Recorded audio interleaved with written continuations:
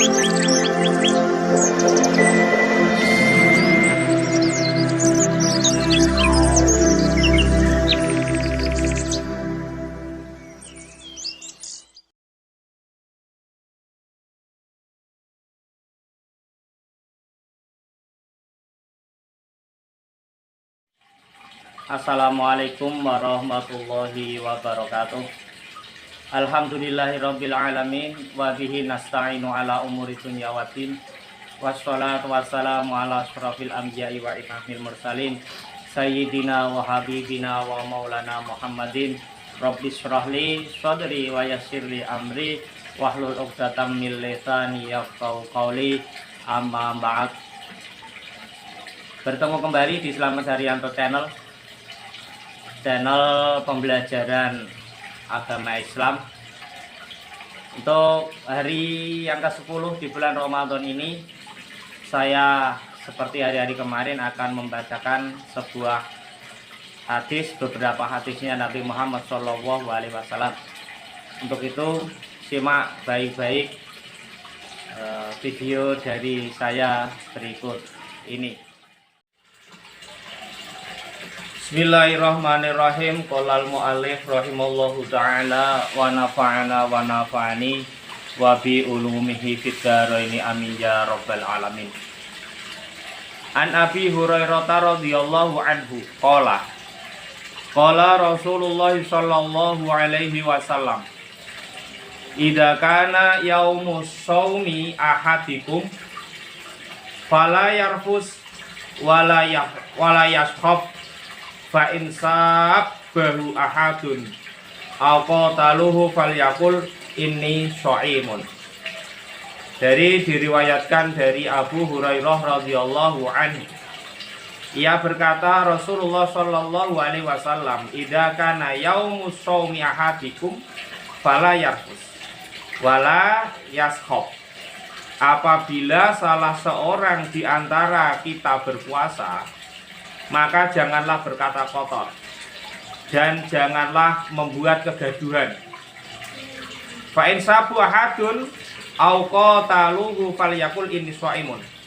Jika ada seseorang yang memakinya atau memusuhinya, hendaklah ia mengatakan bahwasanya saya ini sedang berpuasa. Jadi orang yang berpuasa itu harus banyak menjaga lidah dan anggota badannya. Karena apa? Karena amat sangat rugi sekali kalau orang yang berpuasa itu lidah dan anggota badannya masih tidak dijaga atau masih berbuat kemaksiatan. Hadis yang berikutnya, wa anhu radhiyallahu anhu. Wa anhu ini diriwayatkan dari Abu Hurairah radhiyallahu anhu lagi. Qala berkata, atau Abu Hurairah berkata, qala Nabi sallallahu alaihi wasallam, Nabi Muhammad sallallahu alaihi wasallam bersabda, man lam yada qaulazur wal amala bihi falaisa lillahi hajatun fi ayyada'a ta'amahu wa syarabahu. Jadi barang siapa yang tidak mau meninggalkan omongan kebohongan, omongan bohong atau omong kosong, dan memperbuatnya, maka tidak ada kebutuhan lagi bagi Allah dalam diri orang berpuasa itu, dan dia hanya meninggalkan makan dan minumnya saja. Jadi apabila ada seseorang itu yang berpuasa di bulan Ramadan tetapi dia masih melakukan kebohongan atau omong kosong, omong bohong, maka Allah tidak lagi mengharapkan puasanya, maka orang itu hanya mendapatkan lapar dan dahaga saja.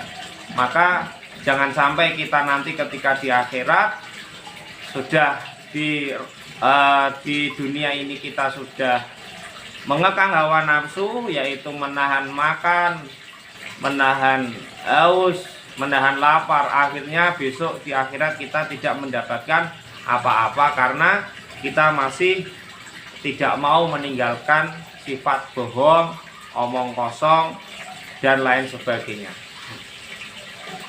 Hadis yang berikutnya, an Abi Hurairah radhiyallahu anhu, anin Nabi sallallahu alaihi wasallam qala, idza nasiya ahadukum fa'akala aw syariba falyutimma shaumahu fa innama at'amuhu Allah wa saqahu. Diriwayatkan dari Abu Hurairah radhiyallahu anhu. Beliau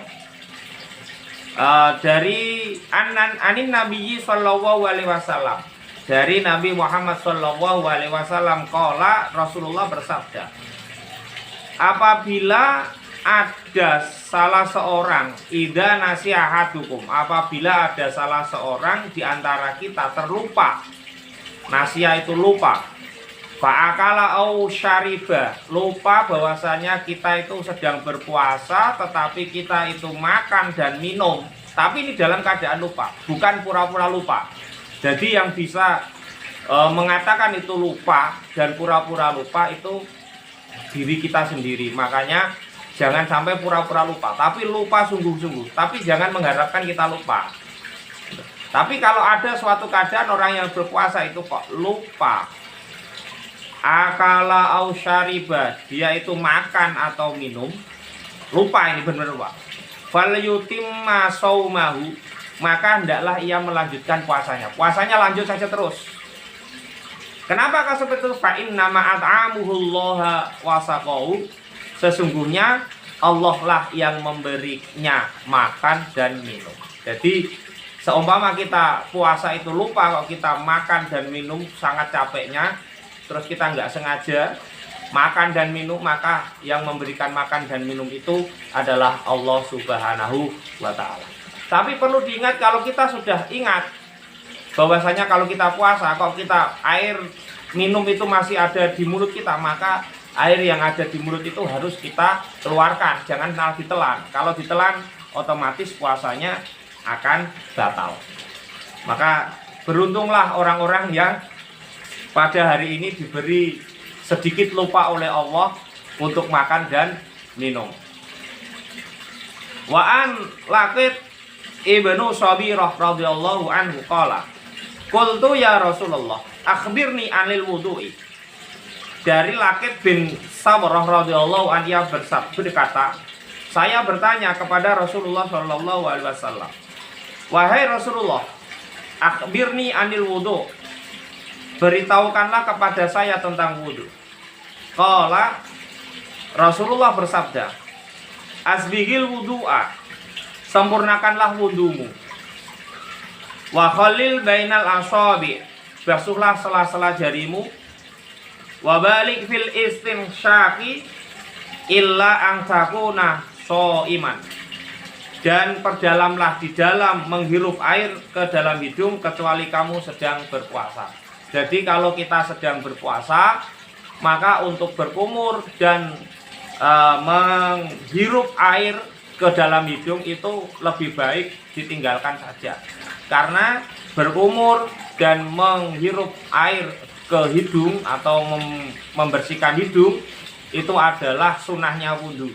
Maka untuk menjaga kekhawatiran bahwasanya air wudhu itu masuk ke dalam mulut atau ke dalam tenggorokan kita, maka lebih baik kita jangan berkumur lebih dahulu sesuai dengan sabdanya Rasulullah Muhammad sallallahu alaihi wasallam.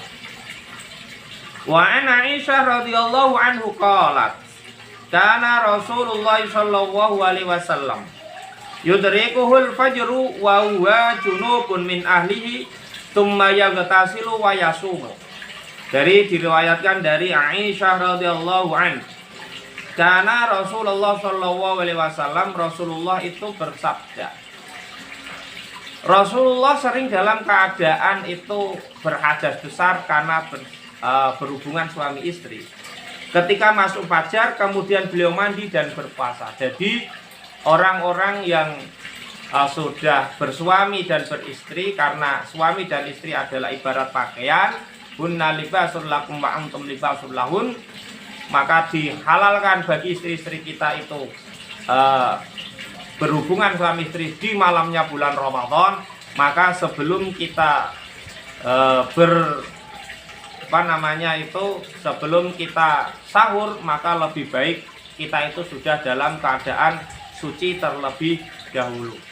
Karena Rasulullah menganjurkan seperti itu. Jadi Rasulullah mandi dulu, setelah itu sahur, setelah itu berpuasa Ramadan. Jadi perlu diingat ya, itu tadi, jangan sampai kita itu kebablasan ketika tidur dalam keadaan kita dalam keadaan berhadas besar sampai setelah setelah sholat subuh datang. Demikian dari saya, semoga bermanfaat. Billahi taufiq wal hidayah. Sumaridho walinayah. Assalamualaikum warahmatullahi wabarakatuh.